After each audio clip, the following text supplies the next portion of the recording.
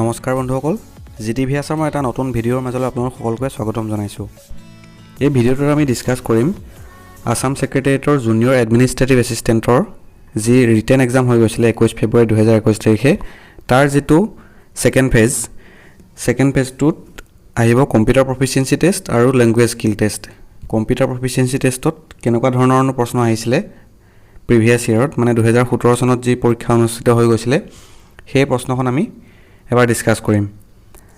তাৰ আগতে আপোনালোকক জনাই থওঁ যে টোটাল 173 টা পোষ্ট ওলাইছিল এবাৰ 2020 চনৰ যেটো এডভাৰটাইজমেন্ট 173 টা পোষ্ট আছিল আৰু যেটো ৰিটেন টেষ্ট অনুষ্ঠিত হৈ গৈছিল ফেজ 1 21 ফেব্ৰুৱাৰীত সেই পৰীক্ষাটোৰ পৰা ক্যান্ডিডেট সিলেক্ট কৰিব against 1 vacancy 3 candidates will be shortlisted. গতিকে প্ৰতিটো পোষ্টৰ এগেইনষ্টত 3 জন ক্যান্ডিডেট শৰ্টলিস্ট কৰিব আৰু তেওঁলোকৰ মাজত অনুষ্ঠিত হ'ব কম্পিউটাৰ প্ৰফিচিয়েন্সি টেষ্ট আৰু ল্যাঙ্গুৱেজ স্কিল টেষ্ট।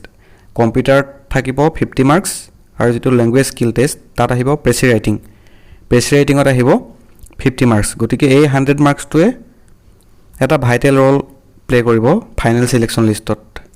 গতিকে 2017 চনৰ যিখন কোৱেশ্চন পেপাৰ প্ৰশ্নখন আপোনালোকক প্ৰথমতে দেখাই লৈছো তাত তিনটা কোৱেশ্চন আহিছিল। এটা আহিছিল মাইক্ৰসফট অফিস ওৱৰ্ডৰ, এটা আহিছিল পাৱাৰ পইণ্টৰ আৰু এটা আহিছিল এক্সেলৰ।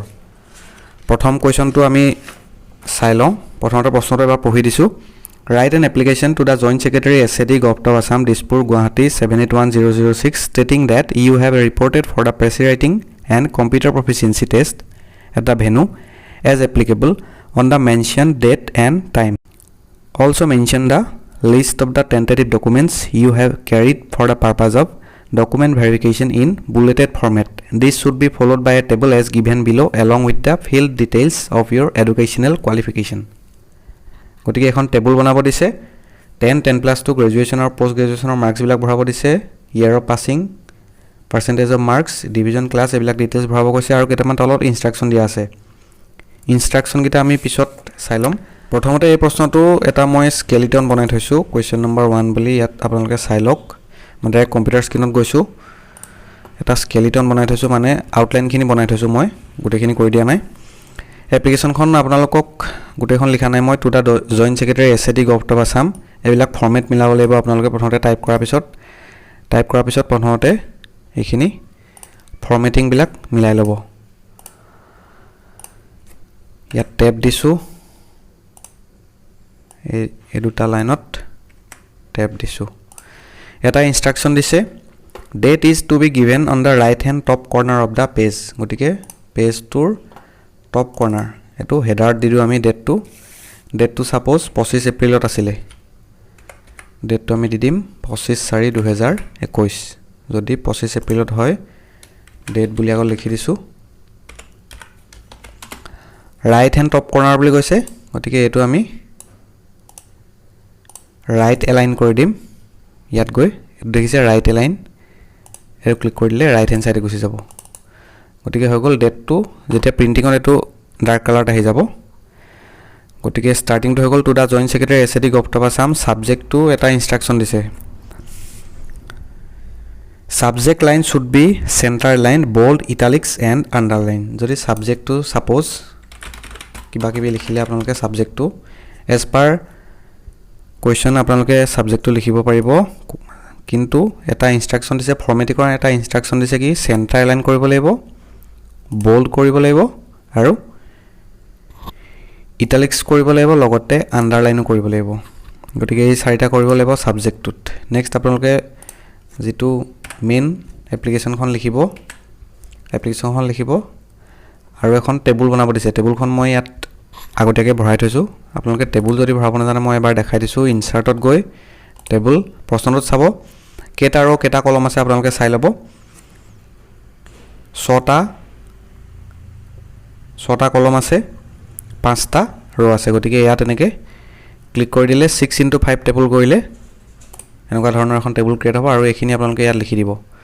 ঠিক আছে, এখন মই জাস্ট দেখালো।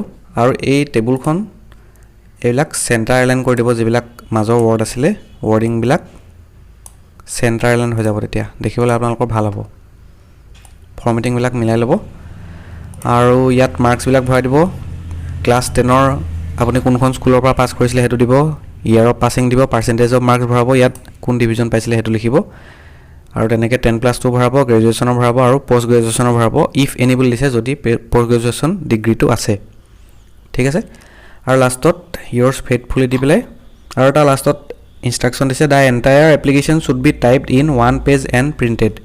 এখন 1 পেজত দেখিবলৈ কেনেকুৱা হৈছে এবাৰ আপোনালোকে চাই ল'ব, জুমটো কমাই ল'লে আপোনালোকে কেনেকুৱা হ'ব ফৰ্মেটিংটো চাই ল'ব পাৰিব, মিলাই ল'ব দেখিবলৈ ভাল কেনেকৈ হয়, কিন্তু এটা পেজত হ'ব লাগিব কমপ্লিট এপ্লিকেশ্যনখন ইনক্লুডিং দ্য টেবল। এটা ইনষ্ট্ৰাকশ্যন দিছে কি লাষ্টত you are required to sign the page against your type name and roll number. যেতিয়া yours faithfully বুলি কৈ তলত যেতিয়া চাইন কৰিব তলৰ নামটো সদায় ব্ৰেকেটৰ ভিতৰত লিখিব লাগে, গতিকে এইটো ব্ৰেকেটৰ ভিতৰত লিখিলে ইয়াৰ ওপৰত আপোনালোকে চাইন কৰিব পাৰিব। এই বস্তুটো আমি চেণ্টাৰ এলাইন কৰি দিম আৰু ৰাইট হেণ্ড চাইডে লৈ যাম, ৰাইট হেণ্ড চাইডে লৈ গ'লে এনেকুৱা টাইপৰ হ'ব। আৰু যেতিয়া আপোনালোকে প্ৰিণ্ট দিব প্ৰিণ্ট প্ৰিভিউটো চাই ল'ব পাৰিব, প্ৰিণ্ট দিলে এইটো হৈছে প্ৰিণ্ট প্ৰিভিউ, গতিকে এনেকুৱা ধৰণৰ এখন প্ৰিণ্ট হ'ব। ঠিক আছে, গতিকে এইটো হৈছে কুৱেশ্যন নম্বৰ 1টোৰ আনচাৰ, এনেকুৱা ধৰণে কৰিব পাৰিব। 2 নম্বৰ প্ৰশ্নটো দিছে পাৱাৰ পইণ্টৰ design 4 slides using Microsoft power point and get print of the slides in a single page, the slides should contain the following information. Slide 1ত কি কৈছে ইয়'ৰ নেম, এটা স্কেলিটন মই বনাই থৈছিলোঁ। শ্লাইড 1ত এখন হৈছে শ্লাইড 1, ফাৰ্ষ্ট শ্লাইডত কি কৈছে নেম ৰোল নাম্বাৰ এইকেইটা থাকিব লাগিব।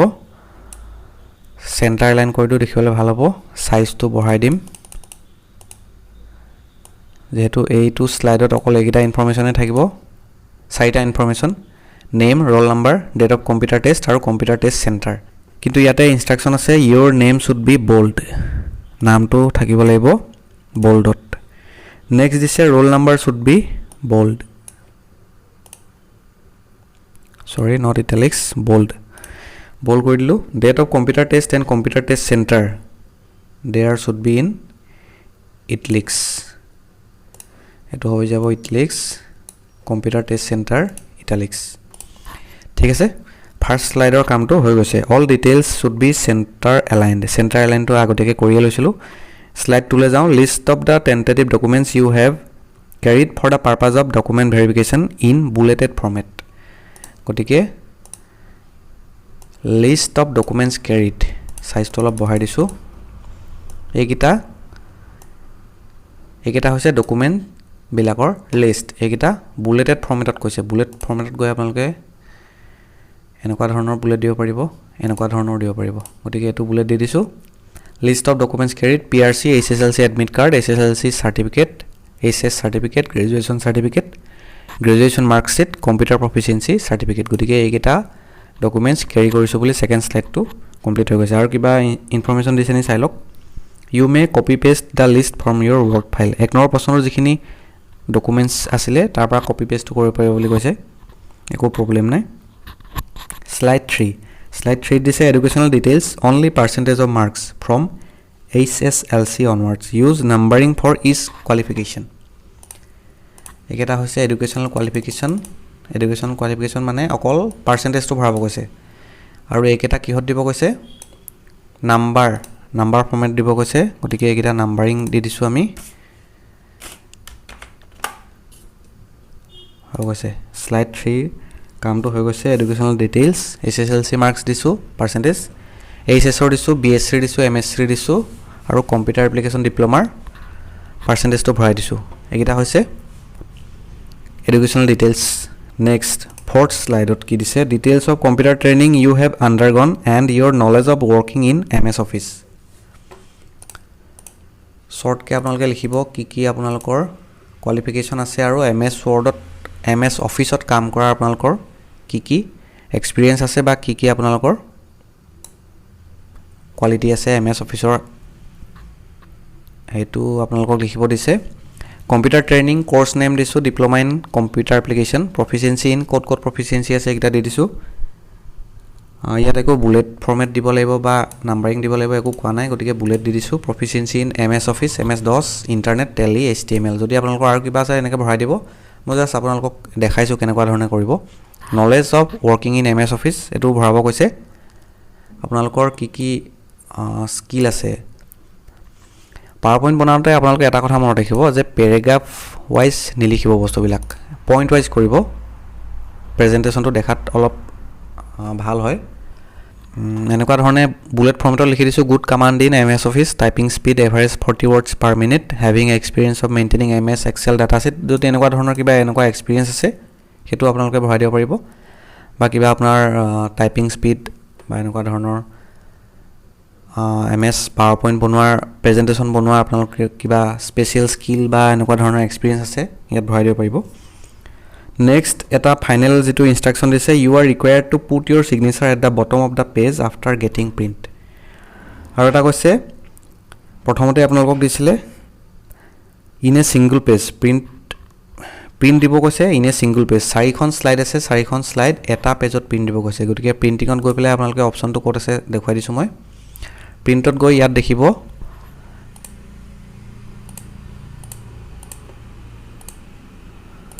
ইয়াত আপোনালোকে মন কৰক সেটিংছত গৈ এটো ড্ৰপ ডাউন মেনুত ক্লিক কৰিলে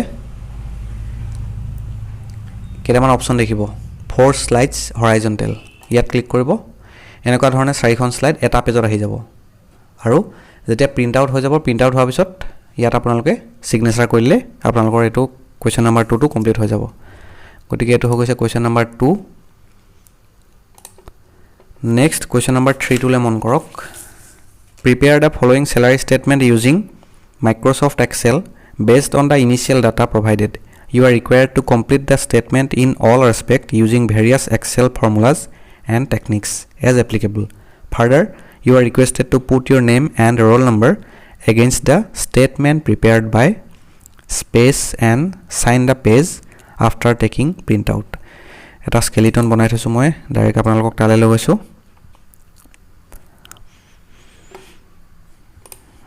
প্ৰথমতে আপোনালোকে যেটো হেডলাইনটো আছিল হেডলাইনটো এইখিনি ইয়ালৈকে মাৰ্জ কৰি দিছো মাৰ্জ এণ্ড চেন্টাৰ কৰি দিছো তেতিয়া আপোনালোকৰ যেটো প্ৰশ্নত দিয়া আছে তেনেকুৱা ধৰণৰ ফৰ্মেটত আহি যাব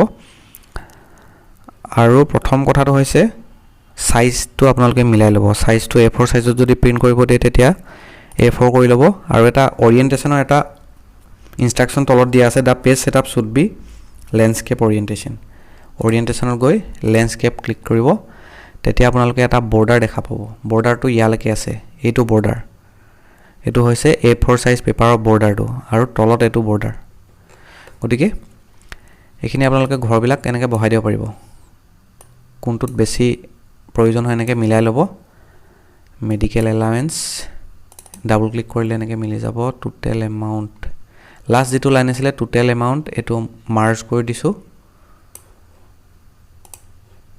মাৰ্জিন সেন্টাৰ কৰি দিছো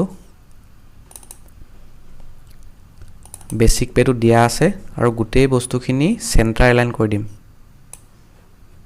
সেন্টাৰ এলাইন কৰি দিছো দেখিবলৈ ভাল হ'ব আৰু মই এইবিলাক শৰ্টকে লিখিছো ডিআৰএনএস এলায়েন্স টু ডিএ লিখিছো হাউস ৰেন্ট এলায়েন্স টু এইচআৰএ এনেকৈ লিখিছো আপোনালোকে কমপ্লিট লিখিব লাগিব প্ৰশ্নত যেনেকৈ আছে আৰু এটা মেইন কথা দিছে DA 57% of basic pay to dia ase fix ke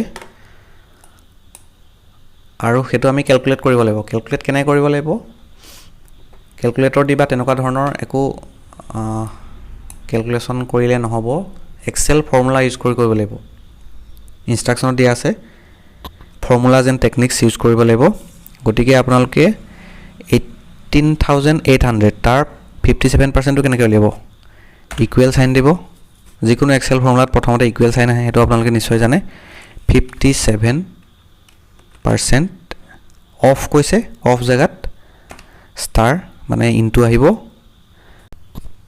কিহৰ 57% উলিয়াব লাগে আমাক 18800 এটো সিলেক্ট কৰিব এন্টাৰ মাৰিব দেখিব 57% অফ এইটো এমাউন্ট ওলাই গৈছে আৰু এই বস্তুটো এনেকৈ ধৰি তললে টানি দিলে গুটেই গিটা অটোমেটিক ওলাই যাব 17600 ৰ 57% হৈছে 10032 তেনেকৈ ইয়াৰ এটো গুটেই গিটা এনেকৈ ওলাই যাব এইচআৰ এটো দিছে 23% 23 প্ৰথমতে ইকুৱেল চিন আহিব 23% অফ বেসিক পে এন্টাৰ মাৰিব 4324 নেক্সট এটো এনেকে ক্লিক কৰি তললে টানি দিব এই গুটে কেটা এমাউন্টৰে HRA টো ওলাই যাব হাউস ৰেন্ট এলাউন্স টো ওলাই গল মেডিকেল এলাউন্স টো ফিক্স 800 গটিকে সকলোৰে 800 এ হ'ব 800 গ্ৰস পে টো কেনেকৈ উলিয়ায় এই গুটে কেটা যোগফল বেসিক DA HRA আৰু মেডিকেল এই গুটে কেটাৰ যোগফল গটিকে ইকুৱেল সাম ব্ৰেকেট স্টাৰ্ট গুটে কেটা সিলেক্ট কৰি দিব 4টা ব্ৰেকেট ক্লোজ এন্টাৰ গটিকে গ্ৰস পে টো ওলাই গৈছে প্ৰতিটোতে ফৰ্মুলাটো মাৰি থাকিব লাগে জাস্ট ইয়াত ধৰি এনেকৈ টানি দিলে প্ৰতিটোৰে গ্ৰস পে টো ওলাই যাব এতিয়া কি কৈছে 208 টকা প্ৰফেশনাল টেক্স কাটিব 208 টকা ফিক্স সকলোৰে কাৰণে আমি 208 টকা লিখি লৈছো next income tax 12% of basic pay equal 12% of basic pay আসলে এটো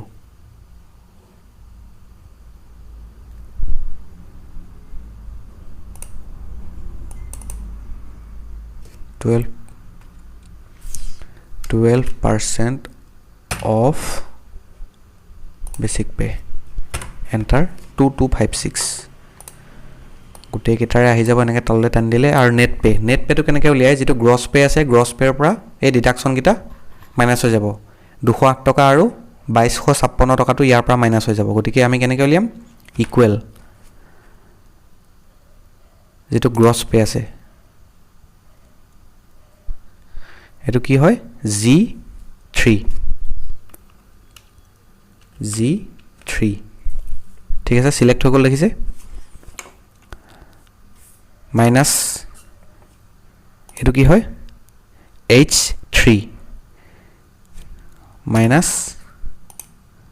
I3 এন্টাৰ মাৰি দিব 32176 গটিকে যেটো গ্ৰস পে আছিল গ্ৰস পেৰ পৰা ডিডাকশন দুটা মাইনাস কৰিলে এটো হৈ গল তললে টানি দিব গুটে কেটাই ওলাই যাব আৰু যেটো টোটাল এমাউন্ট আছিল total amount required for payment of salary এই গুটে কেটা অটো সাম কৰিলে তলত ওলাই গল 1,33,328 গটিকে এটো হৈ গল টোটাল এমাউন্ট স্টেটমেন্ট প্ৰিপেয়াৰ্ড বাই আপোনাৰ নামটো লিখি দিব মাৰ্জিন সেন্টাৰ কৰি দিছো এটো তেনেকে মাৰ্জিন সেন্টাৰ কৰি দিছো ৰোল নাম্বাৰ এটো মাৰ্জিন সেন্টাৰ কৰি দিছো নামটো আপোনালোকে ইয়াত লিখিব ৰোল নাম্বাৰটো লিখিব আৰু যেতিয়া প্ৰিন্ট দিব প্ৰিন্ট দিতে আপোনালোকে এটা বস্তু চাই লব প্ৰিন্ট দিয়াৰ আগতে আৰু কেইটামান ইনস্ট্ৰাকচন দিছে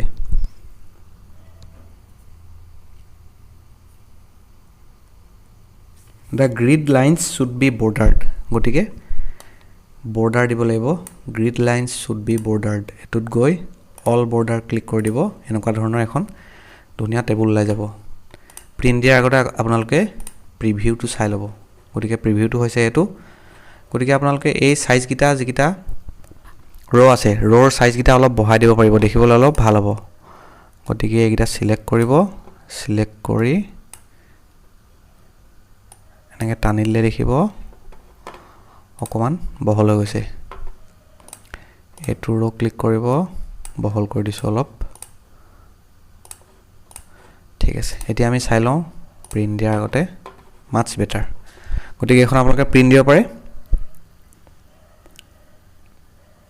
আৰু কিবা ইনস্ট্ৰাকচন দিয়া আছে নে আপোনালোকে চাই ল'ব নাই গতিকে এটোৱে কোৱেশ্চন নম্বৰ 3 কমপ্লিট এটো এনেকৈ সেভ কৰি দিব যদি আপোনালোকক মেইল কৰিবলৈ কয় তেতিয়া এই গুটেই তিনটা এনেকৈ কোৱেশ্চন নম্বৰ দিব লাগিব কোৱেশ্চন নম্বৰ দি আপোনালোকে মেইল কৰি দিব এটা স্পেসিফাই কৰি দিব ইমেইল আইডি আৰু এইখিনিতে আপোনালোকক কৈ থওঁ যে এইবিলাক প্ৰশ্ন অকল আসাম সেক্ৰেটাৰিয়েটৰ কাৰণে ইম্পৰ্টেন্ট নহয় যিকোনো ধৰণৰ গ্ৰেড 3 পোষ্টত আজিকালি কম্পিউটাৰ প্ৰফিচিয়েন্সি টেষ্ট হয় বা যিবিলাক ডিসি অফিসত যিবিলাক জুনিয়ৰ এসিস্টেন্টৰ পোষ্ট ওলাই বা অন্যান্য হোম গভৰ্ণমেন্টৰ আন্ডাৰত যিখিনি গ্ৰেড 3 জুনিয়ৰ এসিস্টেন্ট হক বা এনেকুৱা কম্পিউটাৰ এসিস্টেন্ট হক তেনেকুৱা পোষ্ট ওলাই সকলোতে কম্পিউটাৰ প্ৰফিচিয়েন্সি টেষ্ট অনুষ্ঠিত হয় গতিকে প্যাটাৰ্ন বিলাক সেম ফলো কৰে মাইক্ৰসফট অফিসে আহিব আপোনালোকৰ বেলেগ একো নাহে আৰু কিয়া মেইল কৰিব আহিব পাৰে HTML জাভা এনেকুৱা ধৰণৰ টাফ টপিক এনো নাহে অফিচিয়েল ওপৰত হেবিলাক দৰকাৰ নহয় আপোনালোকে ইণ্টাৰনেটটো চলাব জানিব লাগে, মেইল চেল কৰিব জানিব লাগে, আৰু লগতে MS office, Microsoft Word, Excel, Access যিটো ডাটাবেছ বনায়, তাৰপিছত আপোনালোকৰ পাৱাৰ পইণ্ট, এইকেইটা বস্তুত আপোনালোকে যদি ভাল কামান থাকে তেতিয়াহ'লে কম্পিউটাৰ টেষ্টত ভাল মাৰ্কছ পাব পাৰিব। কিন্তু ইয়াতে এটা কথা আছে যে স্পীডটো ভাল হ'ব লাগিব আপোনালোকৰ। 50 মাৰ্কছ আছে, 3টা কুৱেশ্যন দিছে, 3টা কুৱেশ্যনত মাত্ৰ 1 ঘণ্টা দিছে। গতিকে আপোনালোকে স্পীডটো আপোনালোকে মেইনটেইন কৰিব লাগিব, আৰু এক্সেলৰ যিখিনি ফৰ্মুলা সেইখিনি মনত ৰাখিব লাগিব। পাৱাৰ পইণ্টত ইমান প্ৰব্লেম নাই, এনিমেশ্যন দিবলৈ দিয়া নাই যিহেতু। গতিকে ইমানখিনি আজিৰ ভিডিঅ'ত। নেক্সট ভিডিঅ'ত আমি 2017 চনৰ যিটো প্ৰেছি ৰাইটিং আছিলে তাৰ যিখন প্ৰশ্ন, সেই প্ৰশ্নখন আমি আলোচনা কৰিম। গতিকে আজিৰ ভিডিঅ'ত ইমানেই। যদি আমাৰ ভিডিঅ'টো ভাল পাইছে তেতিয়াহ'লে লাইক কৰিব, চেনেলটো ছাবস্ক্ৰাইব কৰিবলৈ নাপাহৰিব। ধন্যবাদ।